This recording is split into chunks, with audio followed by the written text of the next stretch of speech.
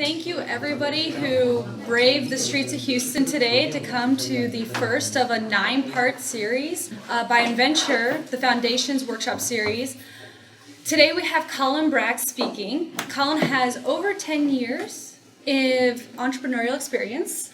He actually has more than that. That's what's on LinkedIn. But he was telling me stories earlier about how he started in middle school with a 500% profit margin selling candy. And basically, since then, he's been trying to re-achieve his early success. Many of us peak early, I suppose. So he's the former COO of Molecular Match, and he's currently the president of HLA Data Systems. I'm going to let him tell you more about his own story. So welcome, Collin Brack. Thank you.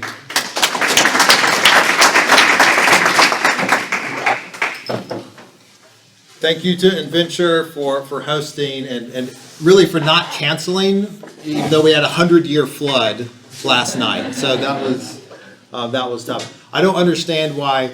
I mean, I used to live in the Med Center back during Hurricane Ike, and that was a 100-year flood, according to the insurance people. And then, in 2002, there was the other 100-year flood that happened.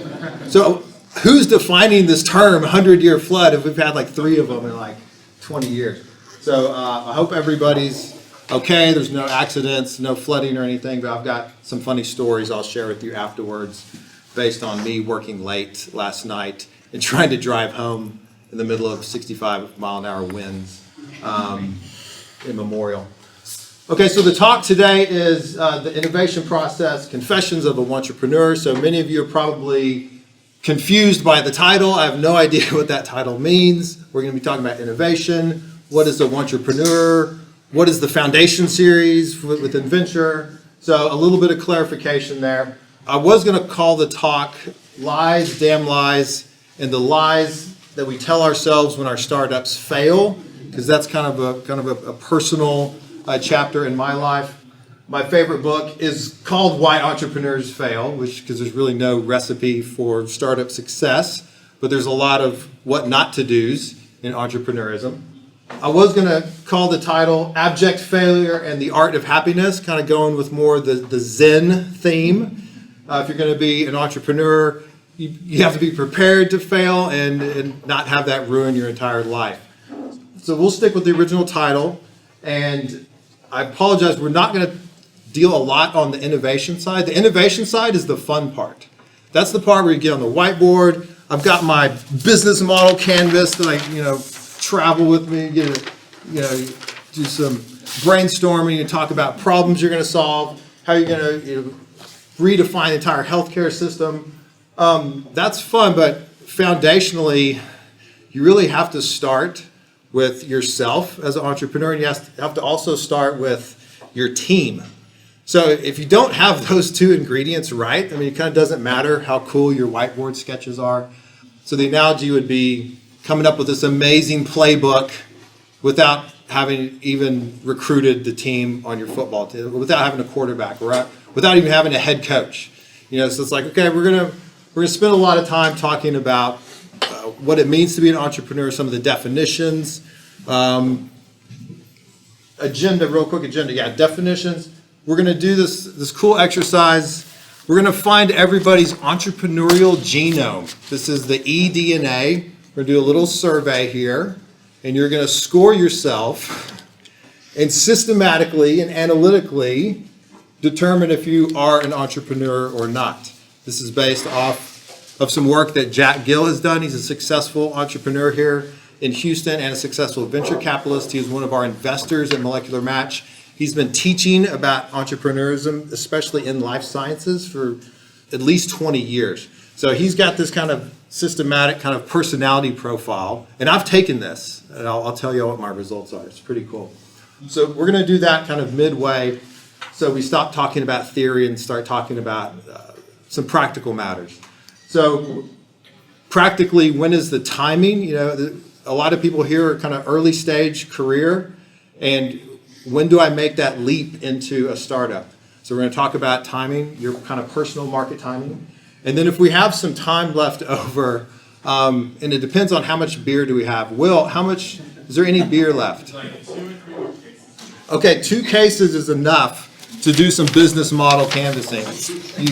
You never do the fun part, the innovate part, without alcohol. So if there's still some left, we'll save some time there. Okay, let's start off with some definitions. One approach is to say, well, based on the profession that I'm in, maybe I am an entrepreneur, or maybe my profession will help me become an entrepreneur. That's one approach. I don't necessarily agree with it, because your profession is really just the domain of knowledge that you've achieved subject matter expertise. Now, you might need that to be a successful entrepreneur, but does that correlate whatsoever? I mean, do physicians naturally make good entrepreneurs? Do technical, data-driven people make good entrepreneurs? Business people make the worst entrepreneurs, right? I mean, as an MBA, my job is to take these crazy ideas from an entrepreneur and turn it into a business plan that makes sense in front of investors. And that has nothing to do with me being an entrepreneur. So if we're going to take that approach, we're missing somebody. So who thinks, what's the most correlated kind of profession to entrepreneurism, if we had to apply that model? Any votes? Rodeo clown. Rodeo clown, correct. It'd be closer than these people, right? Street smart. But what profession?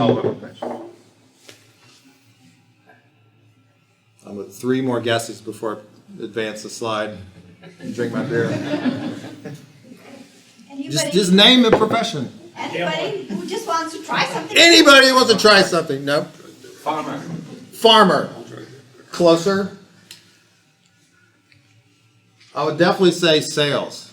I mean, if you have a seasoned sales executive that's logged over $10 million in enterprise software sales, I would pick that person as an entrepreneur over the person that wrote the software, right? I mean, sales, if we're going to do this model, sales, let's define it. Salesmanship is the ability or effectiveness in selling or presenting persuasively.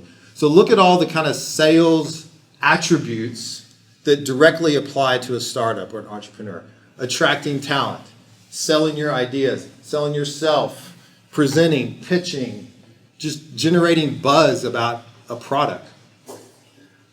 Salespeople are driven, they're passionate, customer-minded, raising money. I mean, everyone in here, if you're going to go on the entrepreneurial journey, just start adding some sales expertise or some any kind of sales learning that you can kind of into your portfolio. But again, I don't even like that approach, kind of profession equals entrepreneur. The approach that I like is really function. So this guy, I've used this guy's book in one of my other classes, Micheal Gerber. He's kind of the small business guru on why businesses don't work. And the overall premise of the book is that people believe that they can translate their technical skill, like being a programmer or being an expert at something, translate that into a business without knowing how to run a business. And so that's the kind of fundamental flaw that you see why a lot of small businesses fail. And startups are small businesses, right? It's like, I'm not small business, I'm not a Subway or whatever. It's like, yes, you are a small business. You have less than 100 employees. You have less than 10 employees a lot of times, right? You're a small business with very large aspirations, okay? Another one of the kind of themes of the book is a lot of people are spending their time working in the business instead of working on the business. It really resonates with me. So in his book, he basically profiles people in just 3 categories. You've got this technician, and the technician is defined as anybody who actually does the work. You have to do some work for the product or the business to operate. It's not just like bookkeeping, but it's any core competency that if it's not done, the business fails. So that's the technician. Their core attribute is some kind of proficiency, expertise. And then you've got a manager. This is like a MBA. A manager just manages people and manages processes and makes sure that those processes don't change. Because the big thing that I strive for is just order. You're just going to do it this way. We know this is the way it works. And then you've got this crazy person in the middle.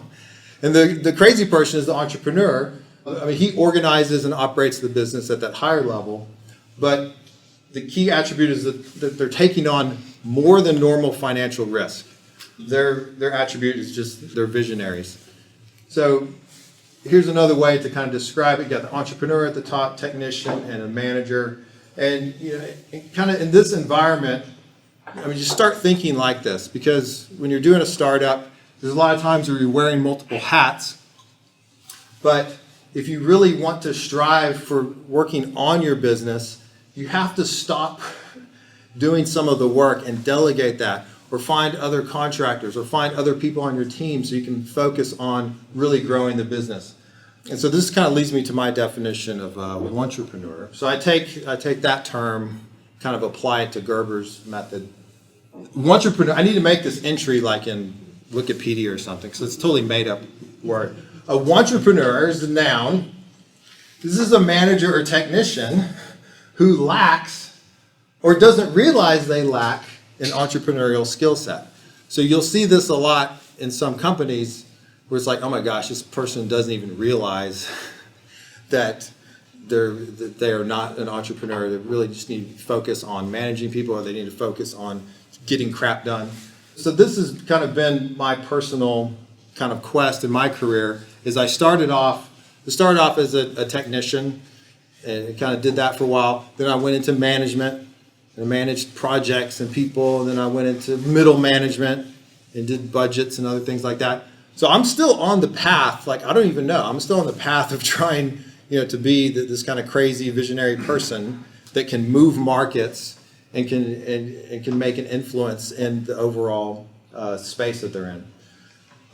Here's a couple top 10 reasons that you might be an entrepreneur. Okay, so if no one is financially depending on you whatsoever, you might be an entrepreneur. I mean, there's really no sense of financial urgency. It's just like, I can just keep doing this startup for 5 years because really it's not going to affect anyone else, except it might affect my time. If you don't have any financial risk in a startup, you kind of have this false sense of demand. You really have no idea if your kind of product to market fit works. If you spend time messing around with business cards instead of actually talking to customers. I mean, this happened a lot in my career. I've done about 10 startups. A lot of them failed.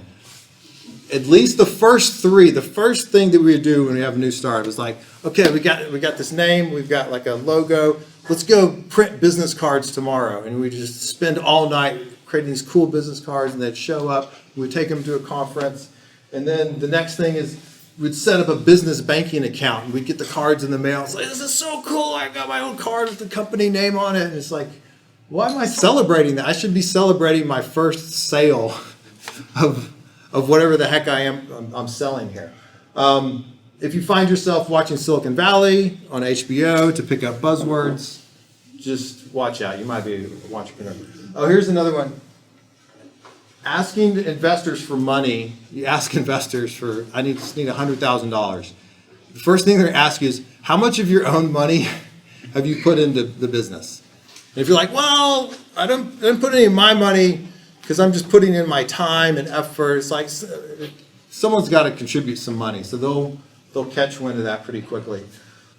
Surrounding yourself with advisors that want something in return. I mean, advisors they're mentors, right? I mean, I think they're kind of synonymous. A mentor is someone that mentors an individual.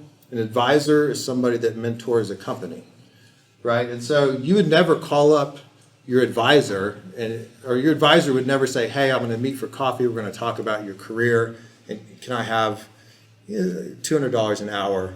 Or can I have a percentage of Collin's earning potential if I get you a job or something like that? So I talked to this one guy that I want on my advisory team for this new company I'm running, and really sharp guy, and we're at least an hour and a half in the conversation, and he goes, so if I give you an idea and you guys implement that and it's successful, how much percentage of the company do I get? I was like, for an idea? Like just an idea for a percentage of the company? I'm like, I'll give you 50%. if you contribute all the capital for creating that product. So unless there's some kind of financial risk, nobody gets anything for free. If you've ever used LegalZoom, I've used LegalZoom, I've used templates and things like that, but use real lawyers. When you're doing a real company with a real startup, with this real risk reward, set aside at least a couple $1,000s to pay actual lawyers to do important stuff. So let's skip ahead here. Okay, now we talked about like entrepreneurs, these other things. A lot of people in here, this is more of a life science community. So what about this inventor kind of role? Is an inventor an entrepreneur?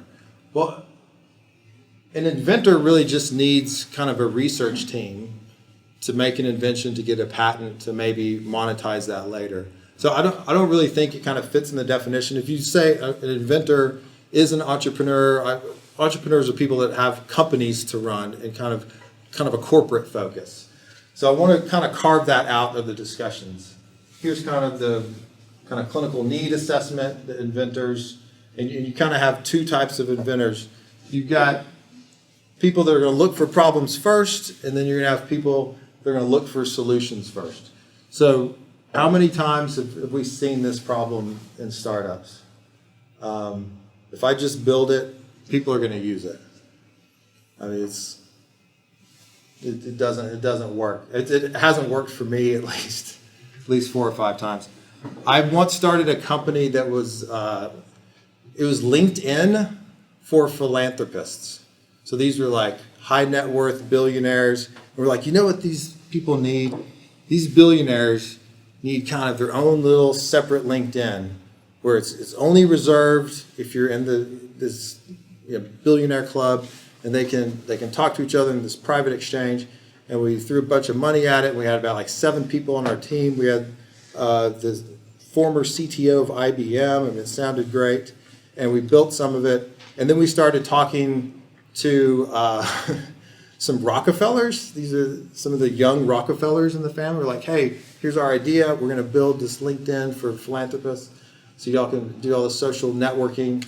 And he goes, well, when I want to communicate with somebody on an important social issue, I just get on my jet and I just go have coffee with the person. We're like, you get on the jet? You don't want to just get your phone out and just message somebody and say, hey, I'm working on this AIDS project. He's like, no, we just do it face to face in, some exotic island. So total failure, but we had all the good intentions, but we built it a little too early. We should have been interviewing people like that since day one. Okay, so here's a kind of typical workflow for an inventor. We won't really get into this, but it doesn't really fit, I think, kind of the startup mode. This is, if you're an inventor and you are that technically proficient and you can get it to the patent phase, you don't need a CEO. You don't need like a team of managers. You really just need to make sure that this process is going to get you to an enforceable patent, and that someone on this side is going to license it, and so it's kind of all backloaded. Okay, so what is everybody here? We're going to fill this out, and for the rest of the talk, you'll know if you're an entrepreneur or not, and that will kind of inform discussions. So yeah, I'll help pass these out. So here's the question: what do you do with this information? If you want to be an entrepreneur, if you're not yet an entrepreneur, okay. First things first, you know thyself. So you've got the Socratic item out of the way. So you're armed with some information. The next thing would be, I would say, select a complementary co-founder. Right? Most startups have founders and co-founders. Sometimes, like in Molecular Match, we had 3 co-founders. I mean, why is that? Why do most organizational structures have one CEO calling the shots, and most startups kind of have this kind of ragtag team of founders? I mean, I really think it's to get that complementary aspect early on. So if you're on the bubble, like I definitely need to find, an Amy or something like yeah, we might make a good partner. I'll just manage stuff and keep it in order and do Excel. So that would be my first advice. I mean, there's stuff online now. I mean, there's Match.com for founders. I don't know if y'all realize this. You can go and find a co-founder and enter some stuff. You can hire this guy right here. Lee Primesberger could be, you know, the founder of your next company. Okay, sorry. Use that with caution. What to do if you're not yet an entrepreneur? I would say develop the single most important skill. I mean, don't go back to school and get a PhD. Just focus on salesmanship, which we talked about. And the other critical skill that I would say is just become a talent scout. I mean, it's all you're doing is if you can assess somebody's talents and abilities quickly and still have the passion for them to come work on your team, I mean, that's huge, right? I mean, that is a skill that every founder needs. Grow your network. I like where I talked about Houston.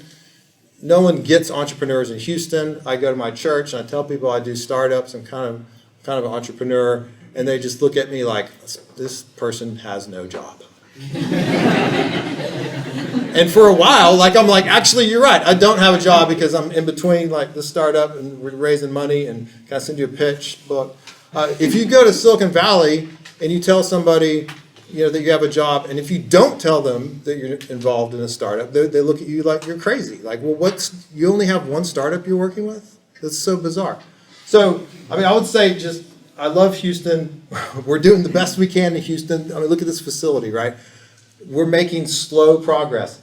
Just get on a plane and go to California, go to San Francisco, go to Silicon Valley, and just hang out there for a week. I don't care if it's Airbnb with strangers. Just get into a different environment where the startup vibe is totally different. That's personally helped me. I promise, I go there twice a year. I've got a buddy that he's doing a startup called Rally Team, and he used to split his time between Houston for a couple months, San Francisco for a couple months. And you go back and forth and back and forth. He was raising money, and he was in an accelerator program. And he called me up the other day. He's like, guess what? I just had to leave. I'm sorry. I'm in San Francisco now full time. You know, but what's good about that is that, I mean, Houston has tons of consulting opportunities, you know, so it has some stability. So if you have to rely on some of your expertise, you can go do a little project, make some money, and kind of come back in. You might not have that flexibility in California, for instance. Another thing on the network is just, we're going to talk about opportunities versus ideas. You just got to increase the number of opportunities you're exposed to. So, I mean, this event is one, but I mean, how many of these do we have a year where you can go to the Rice Business Plan competition, you can go to enventure, but you just constantly hear about other entrepreneurs, and you never know when a deal or an opportunity is going to present itself. The other thing I tell people is, I mean, in the entrepreneur space, there's no such thing as like a colleague or an associate. It's like, it's not a law firm. Like, let me introduce you to my associate. This is so-and-so, and my colleague has done business. And I mean, in the entrepreneur community, these people are your friends, right? I mean, it's the reason you do a startup is so that you can work with people that you like. I mean, in corporate America, you're forced to work with people that you don't necessarily like. You know, so LinkedIn kind of evolves into like your Facebook. You know, everyone on my LinkedIn profile is like, these people I've introduced as my friends. I'm being genuine about that. It wasn't that, 10 years ago, but yeah, in the startup world, these are friends. Just start thinking like that. Maybe start spending a little bit more time on LinkedIn and kind of building up that network. Okay, timing is everything. Here's an example of bad timing. How do you time, kind of from a career standpoint, kind of making a big jump into start? Do you kind of put your foot in the water and test things out, or do you just kind of make a plunge? Really need to approach this analytically. The first thing I would say is evaluate your career and kind of education stage. Have you achieved a level of technical proficiency in which you can add value to a startup? I mean, if you can't say that, then you need to probably finish your degree or finish your schooling or finish learning how to do JavaScript. I mean, you have to be able to add value quickly on a startup. You have to have a medical degree. to be a chief medical officer. It's just a requirement, right? So you can evaluate where you are there. The other time thing is really, I just categorize it as opportunistic. I mean, when an opportunity presents itself, you need to be prepared to kind of drop everything. This assumes that you're proficient at what you could do, but just be prepared to drop everything and go help out that startup. So this happened to me with Molecular Match. I was at some oil and gas job that was very stable. I was at an HTC event. Someone introduces me to an entrepreneur physician who wants to radically change clinical trials for cancer patients. And you know what? Their team didn't have an MBA. And it's like, I need to drop everything I'm doing and help these people. So 2.5 years later, Molecular Match, we formed it, we got it funded, the product's out there. So be looking for those opportunities, but just also be prepared to drop what you're doing. That's not going to happen to me again. I mean, it's just, it's pretty rare. Financial independence. Yeah, I mean, if you're financially independent, then go do a startup. I don't care. You don't have to work, and you have your own money. I don't know if any of us are in that category, but once you are in that category, great. Your proficiency kind of shifts to more like financial kind of deal analysis. So you start thinking a little bit more like an investor. You can kind of fake this a little bit where any of us can pretend that we're rich and theorize that, well, I would invest in that company. If I were to invest in that company, here would be my deal terms or whatever. You can kind of do some role play there where you start to think like an investor. But that's one of the timing aspects. And then I really don't care what the approach is as long as it's analytical and if you've come up with it. So, I mean, everyone here is kind of science background. I mean, just apply some data-driven analytical method. It could be on the back of a napkin. This is how I will determine if I'm going to do a startup. I mean, does anyone know what this formula is? For all you Texas Hold'em fans? Come on, bright crowd. This is the probability that a single opponent has a better ace when holding king deuce.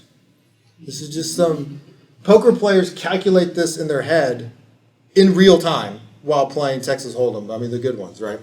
They calculate pot odds, they know all these statistics. Just come up with some equivalent pot odd calculation for, what are the odds that the startup's going to fail, and I'm going to be really mad at myself. Like, here's some good statistics. What percentage companies fail after year one? All industries, 25% gone. Year two, 36%, a third, gone. Year three, almost half, chop. Year four, you're a little bit better, but see, where are we? See, healthcare. I don't know if life science is on here, but okay. Now it's kind of 50-50 odds. Take that and then apply something else. Like, I don't know, what's the odds that I'm going to run out of money? Maybe 10%. What are the odds that I'm going to burn out because I get bored easily? 5%. The odds that no one will use my product? 50%. The odds that my lack of education will contribute to failure? 23%. I mean, just come up with something. I mean, there's nothing out there. Just make it analytical, make it personal, and then you'll have some sense of confidence that you made the right decision. Because this happened to me, like, you're always going to be wrestling with, I should have just stuck with the oil and gas job. Oh my gosh. I had like better benefits, the free gym membership, I have not contributed to my retirement plan in 5 years. Just don't let that ruin you. If you have an analytical method, it'll help. Why become an entrepreneur? Don't need to go into this. You guys know. Will, I took some of your language and I put cool entrepreneur buzzwords and adjectives in here. Improving health outcomes with disruptive technology. You got to use disruptive. You're not going to help affordability of care. You're going to revolutionize affordability of care. New business models, purpose, high risk reward. When should you not become an entrepreneur? If you're not done with your education, you don't have that proficiency, just finish it up. If Mark Zuckerberg calls you and wants to do a startup with you, okay, you've got one out. But the Stanford dropout scenario It's great for the movies. I just think it's the exception. If you're not in an opportunity-rich environment, you just go to the Rice Business Bank competition once a year and you talk to 3 people, then everything that you hear sounds like a great opportunity. You just need about 20 or 30 different opportunities before you can start to select something. If you don't have a job, that's okay, but just you're not financially independent. In fact, investors will pick up on the fact if you started a company for the sole purpose of having a job, they'll figure that out pretty quickly. It's called a lifestyle company. So watch out for that. And then we'll spend a little bit of time on this, but it all comes down to confusing like a great opportunity with a great idea. So we're going to play a little game here. So idea versus opportunity. See how well y'all score. This is a good opportunity, right? Okay, good idea or opportunity.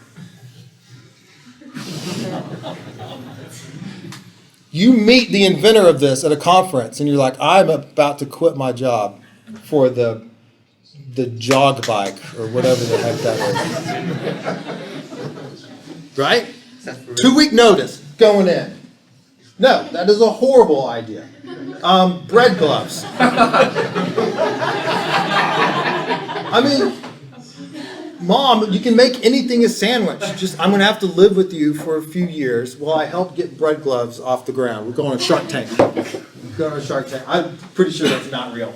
Now, these are real. Picnic pants. Picnic pants. Bad idea, not a good opportunity. So here's some other like real idea versus opportunity that you'll be faced with. Any idea where you can't kind of quantify the demand, I'm pretty sure we just have to make 1 million of them before we'll really know if people want them. But no, you can gauge demand with a sample size of 100. It's like how statistics work. But watch out for that. A real demand is, I've got to order, someone wants 1,000 of these and we just don't have the working capital to pay the manufacturer to make them. Like, I have a purchase order from Methodist to buy 100. It's signed. Like, that's real demand. That's a real opportunity. Idea. Any sentence that begins with, what would make a great iPhone app? Just stop the conversation and be like, go make it on your own dime. It's crazy. Any app with 10,000 downloads per month, okay, you got my attention. There's demand. I don't care if it's making money or not, but there's demand, right? Quantifiable demand. Untested, or really the key is untestable business models. It's like quantum physics. Like, well, you can't apply, scientific method. It's just all theory. It's like, no, you have to be able to test it for it to work. A good opportunity, new business models, backed by an entrepreneur. Just focus on these last 3 words. Past, successful, exit. You don't hear it a lot in Houston. I made its own slide because it's so important. If you find an entrepreneur at a dinner party or someone's like, hey, you need to be my co-founder, we're going to start this company, it's a real opportunity if they've had a past successful exit being they've sold their company. I don't care if they sold it for $500,000, just has sold anything, has gone through the entire life cycle of being a company. Anyone can start a company. I've started 10 companies. Have I sold any companies? No. Do not choose me as like the future entrepreneur. I do not even meet my own definition. I've not sold a company. I want to, right? But past successful exits. It's a tough litmus test, especially in Houston. There's a lot of people in San Francisco. That's on their tagline on AngelList is so-and-so exited here and exited this company. I mean, it really is, that's an opportunity if you find it. Okay, so I promised we would do a little bit of innovating, or the fun part. That was all theory and stuff. Who's heard of the business model canvas here? Okay, pretty popular. Who has ever done, this is keeping in the theme here, know thyself. Who's done a business model canvas of themselves? What is this guy talking about? It's crazy. You can't, yes you can. Sales, you have to, value proposition. What is Collin good at? What's the product? It's me. It's my revenue streams, cost structures. So I want to spend a little bit of time, just interactively. We'll throw some stuff on here. And one of the goals of knowing what you're good at is being able, again, salesmanship. Being able to sell yourself, sell your talents, sell what you're good at. This works for businesses, why wouldn't it work for a person? What's the formula for presenting ourselves? It's the resume or LinkedIn. I mean, those are okay. But yeah, let's open it up. So who wants to volunteer some costs, personal costs? I have a lot of costs. Right. I have 4 kids and like a mortgage and memorial. Like, okay, what's the cost? Groceries. Yeah, groceries. That's all you need. If I hired you on my team, you're like, dude, all I need, you pay for my groceries, I'm coding. That's all I want. It's just my groceries paid for, and I'm. No, but that could be a selling point if you want to join a team and you're like, listen, I can work at minimum wage because I live with my mom. I'm not afraid. Like I have low cost structure. Take that same money and let's pay a contractor to do some other work. Or give me that same amount of money that you would give me for health benefits, because I don't care about health benefits, and let me work with a designer. Okay, key resources. Other than just like your degrees and what you're good at. These are key resources, see how it defines this. What key resources do our value proposition require? Our distribution channels. That one's kind of hard, actually. Mentors. Your network, What? your network, this one. Oh, your and that one, network? And they'll help you to do blah, blah, blah. Yeah, it's like your social capital can kind of be leveraged. Hey, I'll tell you this, a lot of millennials that are really well connected and on LinkedIn and know a lot of people, a lot of millennials are not giving themselves enough credit for the social capital that they bring to a startup. If I hire somebody who's maybe a little older that really is not very well connected, they might have some established business relationships. A millennial that's really well connected might have better connections than the CEO of the company. And that person might not even know it, but that might be why you hire that person. It's just like, hey, this person is well connected. That is of value, especially to startups. 3 value propositions. Again, not for a business, but it's your personal elevator pitch, right? What's the kind of core value that you could provide a startup? What is your value prop to me? You're selling yourself to me. I'm doing this thing with bread gloves. I'm looking for some team members. You sell yourself to me. What value do you bring to Bread Gloves Company? A lot of bakers. I know a lot of bakers. No, I bake well, so I can make, along with bread, even some cookies and maybe something else. No, but we're going to outsource that though. It's okay. No, I'm just kidding. I help you identify bad ideas. Oh, I like that. The idea destroyer. Just like, listen. I'm thinking bread mittens, but the gloves, the 5 fingers, just not going to work. Okay, thanks.